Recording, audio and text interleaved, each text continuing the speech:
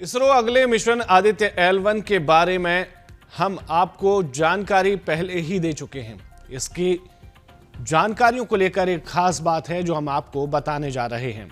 Mission को लेकर रोहतक के उद्यमी उत्साहित हैं। इसमें भी रोहतक के नट बोल्ट का इस्तेमाल किया गया है। कितनी खास बात है ये, इसलिए हरियाणा वाले इस बात पर अपनी फीट तो थपथपा ही सकते हैं। 2 सितंबर को आदित्य L1 लॉन्च होगा। आदित्य L1 धरती से 15 लाख किलोमीटर ऊंचाई तक जाएगा। ऐसे में सभी तापमान और मौसम के अनुकूल नट बोल्ट तैयार किए गए हैं। पिछले 3 सालों से फास्टनर की आपूर्ति हो रही थी। एरो फास्टनर प्राइवेट लिमिटेड के मैनेजिंग डायरेक्टर जसमेर लाठर ने बताया कि मिशन आदित्य L1 के लिए किस तरह से फास्टनर की जरूरत है, इसके बारे में पहले ही बता दिया गया था। करीब 3 वर्ष से इसके लिए फास्टनर की आपूर्ति की जा रही थी। 6 माह पहले तक फास्टनर भेजे गए। यह भी बताया कि पहले रॉकेट लॉन्चिंग के लिए GSLV होता था, अब अत्याधुनिक टेक्निक PSLV है। इसलिए रॉकेट के लिए नई तकनीक पर आधारित फास्टनर तैयार किए गए हैं। आदित्य L1 4 महीने में अपने गंतव्य पर पहुंचेगा और करीब 5.25 साल यह पूरा प्रोजेक्ट चलेगा।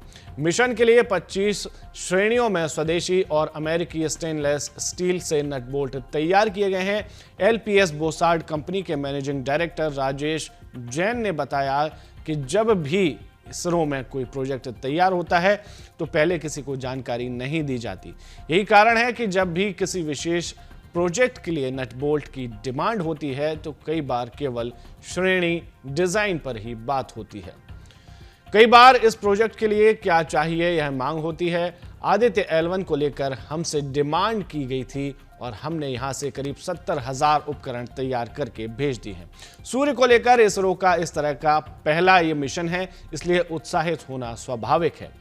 यह भी कहा उन्होंने कि रोहतक गुणवत्ता में फिट बैठता है, इसलिए यहां का भरोसा बना हुआ है। दूसरी तरफ वैज्ञानिक RC कपूर ने भी सूर्य पर भेजे जाने वाले इस मिशन को लेकर कुछ अहम जानकारी दी, वो भी सुन लेते हैं। देखिए, अभी आपने देखा चंद्रयान 3 जिसको लॉन्च किया गया था वो GSLV Mark 3 रॉकेट के ऊपर लॉन्च किया गया था, जो कि इसरो का सबसे शक्तिशाली रॉकेट है। ये इसका डेवलपमेंट जो है काफ़ी समय से किया जा रहा था और 2014 जनवरी में इसरो को पहली सफलता मिली GSLV Mark 3 की। लेकिन ये लो अर्थ ऑर्बिट में करीब 8 टन और जियो स्टेशनरी ऑर्बिट में करीब 4 टन का जो है पेलोड पहुंचा सकता है। लेकिन इसके मुकाबले इसरो की जो अधिकांश जो लॉन्चेस हैं वो PSLV रॉकेट पर हुई हैं, जिसमें कि लो अर्थ ऑर्बिट में अब वो करीब 3200 किलोग्राम का वजन जो है पेलोड वो लो अर्थ ऑर्बिट में भेज सकते हैं और जियो स्टेशनरी ऑर्बिट जो कि 35,786 किलोमीटर समुद्र की सतह से इतनी ऊंचाई तक जा सकते हैं, वहाँ जो सैटेलाइट प्लेस करते हैं वो करीब 1400-1500 किलोग्राम के हो सकते हैं।